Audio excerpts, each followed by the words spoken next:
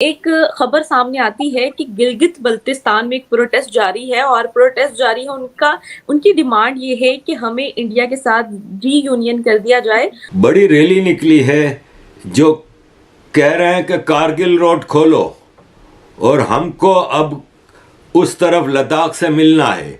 हम लद्दाख के साथ मिलने को तैयार हैं, यानी इंडिया के साथ मिलने को तैयार हैं। इंडिया के आर्मी चीफ की तरफ से ये कहा गया है कि Indian army fully prepare to take on any challenge along LOC and LAC. मैं आपको क्या बताऊं इसके बारे में। आपने बड़ी अच्छी बात की कि अब कोई आता नहीं है, लोन ही मिलना हमारे लिए बड़ी गनीमत है। महिंद्रा और टाटा ने 83 kW की गाड़ी with same mileage and same battery life ला दी है। जब मैं कहता था इंडिया को एलॉन मस्क की जरूरत थी, India does not need Elon Musk. इस मुल्क में शराब ना आते तो आपकी क्या इकोनॉमिक प्लानिंग थी? जीरो। आप क्या बहाना करते? हमें भूख लगती है, हमें खाना नहीं मिलता, हम भूखे भिखारी हो गए हुए हैं।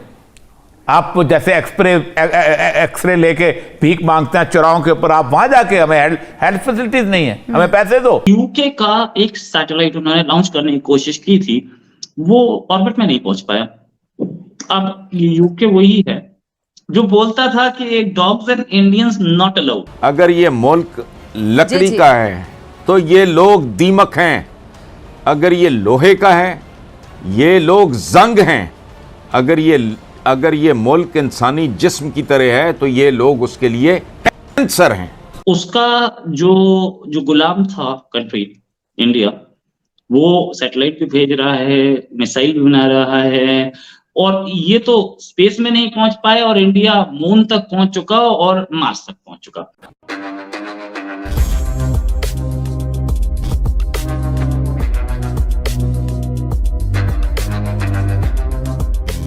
नमस्कार दोस्तों, आप सब जानते हो पाकिस्तान की भिखारियों वाली हालत, जहां पाकिस्तान में इस वक्त 2 वक्त की रोटी भी नसीब नहीं हो रही है और पाकिस्तान के लोग दुकानों से आटा खरीदने के लिए अपनी जान की बाजी लगा रहे हैं, क्योंकि इस वक्त पाकिस्तान के पास गेहूं नहीं है और लोगों को आटा नहीं मिल रहा है। और इस सिचुएशन को देख करके अब पाकिस्तान द्वारा कब्जाए गए पीओके और गिलगित बाल्तिस्तान के लोग पाकिस्तानी आर्मी और पाकिस्तान के गवर्नमेंट के खिलाफ प्रोटेस्ट कर रहे हैं।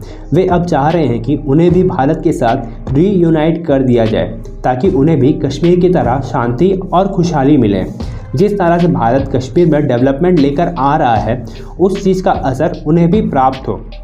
और इसके साथ दोस्तों, हमारे आर्मी चीफ ने एक स्टेटमेंट दिया, जिसमें उन्होंने कहा कि इंडियन आर्मी और डिफेंस फोर्सेस तैयार है एलओसी और एलएसी में अपने दुश्मनों को मुंहतोड़ जवाब देने के लिए और भारत की खोई हुई ज़मीन वापस से पाने के लिए। तो चलिए दोस्तों, इसी पर पाकिस्तानी मीडिया का रिएक्शन देखिए। गिलगित बल्तिस्तान में प्रोटेस्ट चल रहा है और ये डिमांड जारी है कि हमें रीयूनियन कर दिया जाए इंडिया के साथ। मैं ये समझता हूँ कि जितना आप किसी कौम को दबाते हो वो उतनी उठती है, तो मैं समझता हूँ कि ये तो we were expected this thing that ये चीज होगी वहां पे। और दूसरी चीज आपने बोली कि दैट वो रीयूनियन होना चाहते गवर्नमेंट ऑफ इंडिया से, मतलब हमारी मतलब ये आइडिया ऑफ इंडिया की बात करते हैं, हमारी स्टेट से, हमारी कंट्री से। 2 चीजें इसमें हैं। आप देखोगे दैट यहाँ पे मैं समझता हूँ कि जहां पे हमारे मुल्क में 140 करोड़ यहाँ पे पॉपुलेशन है, उसमें से 100 करोड़ से ज्यादा यहाँ पे हिंदू रहते हैं। 20 करोड़ यहाँ पे अगर आप देखोगे मुसलमान है, बाकी डिफरेंट रिलीजियस ग्रुप से बिलोंग करते हैं। हमारे ही मुसलमान यहाँ पे, कश्मीरी मुस्लिम यहाँ पे 1980s में, 1987, 90s में एक होम मिनिस्टर ऑफ इंडिया बन जाता है, जो इतनी बड़ी पोस्ट है। यहाँ पे एक मुसलमान प्रेसिडेंट बन जाता है। यहाँ पे आप देखोगे दैट आर्मी में इतने बड़े पोस्ट भरे हुए हैं डिफरेंट रिलीजियस सेक्ट्स में के। तो मैं समझता हूँ कि आप देखोगे दैट कश्मीर एक मॉडल है गिलगित बल्तिस्तान के लिए या पाकिस्तान ऑक्यूपाइड कश्मीर के लिए, कि दैट जिस तरह से यहाँ पे गवर्नमेंट ऑफ इंडिया ने इन्वेस्टमेंट किया है, डेवलपमेंट किया है। रिसेंटली आप देखोगे दैट यूएई से, मिडिल ईस्ट से इतने सारे ये डिफरेंट कंपनीज के हेड्स यहाँ पे इन्वेस्टमेंट करने के लिए। मैं समझता हूँ कि ये एक मौका है दुनिया को दिखाने के लिए। अभी G20 समिट भी यहाँ पे हो रही है। इट मीन्स कि दैट कश्मीर जो एक प्रोपेगेंडा की वजह से दुनिया भर में आपको डोनेशन मिलता था, वही कश्मीर आज G20 को होस्ट कर रहा है। इट मीन्स कि दैट कश्मीर एक हिंदुस्तान का एक मॉडल बन रहा है पूरी दुनिया के लिए, कि दैट जिस कश्मीर को आप कन्फ्लिक्ट, जिस कश्मीर को आप ह्यूमन राइट्स वायलेशन, मैं ये बता दें कि ह्यूमन राइट्स वायलेशन हो रही है वहां पे, आप देखोगे वही कश्मीर G20 समिट अभी ऑर्गेनाइज कर रहा है, होस्ट कर रहा है। इट मीन्स कि दैट ये चीजें लैग कर रही है पाकिस्तान ऑक्यूपाइड कश्मीर में या गिलगित बल्तिस्तान में। इंडिया के आर्मी चीफ की तरफ से ये कहा गया है कि Indian army fully prepare to take on any challenge along LOC and LAC. यानी एलओसी की भी बात की गई और एलएसी की भी बात की गई, और इस खबर को इस तरीके से मीडिया पर पोर्ट्रे किया जा रहा है कि जैसे कि ये एक बहुत अलार्मिंग न्यूज़ है। अब शायद ये इस वजह से अलार्मिंग न्यूज़ महसूस हो रही हो कि क्योंकि आम तौर पर इंडिया के आर्मी चीफ की तरफ से कोई स्टेटमेंट्स नहीं आया करती।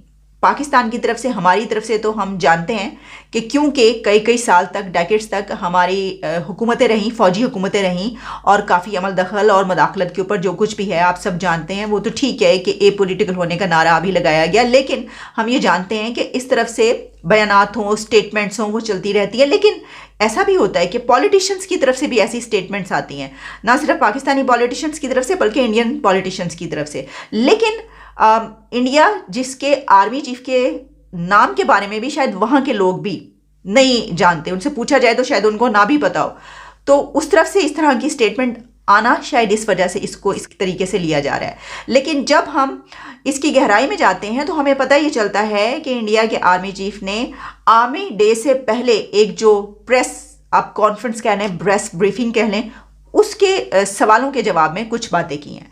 लेकिन बहरहाल क्योंकि इस वक्त जो इस खित्ते की सिचुएशन है, जो इस रीजन की, इसको देखते हुए जब एलओसी और एलएसी पर उन्होंने डिटेल में बातचीत की है, बड़ी तफसीली गुफ्तगू फरमाई है, तो यकीनी तौर पर वो पाकिस्तान के लिए भी बहुत बहुत ज़्यादा उसकी सिग्निफिकेंस है। मैं आपको बता देती हूँ चंद पॉइंट्स जो उन्होंने कहे हैं, बल्कि मैं आपको सुनवाई भी देती हूँ ताकि आप उनके मुंह से भी सुन सकें कि उन्होंने किस तरह से ये जवाब दिए हैं।